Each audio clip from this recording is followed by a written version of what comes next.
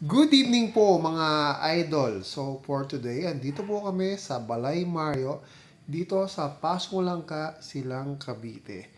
At susubukan natin ang pagkain dito sa Balay Mario. So tara na mga idol, samahan niyo po ako ngayong gabi para tikman natin ang mga ino-offer nila dito sa Balay Mario. Madali lang pong hanapin itong Balay Mario. So katabi lang po siya ng Shell Gasoline Station and Ponderosa na subdivision.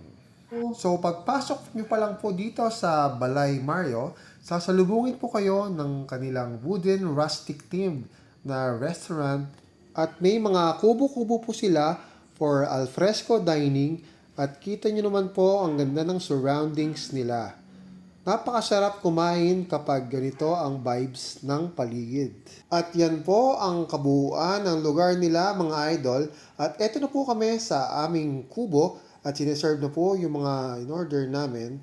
At meron pa po silang free na mixed nuts while waiting sa food namin.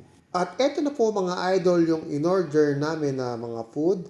At nag-order din po kami ng Poki Poki na nag-originate pa po yan sa Norte. Bale, yan po ay talong at scrambled eggs po siya. Kakaibang atake naman sa talong mga idol. So yun lang po mga idol, ingat po tayo lahat at ayos na.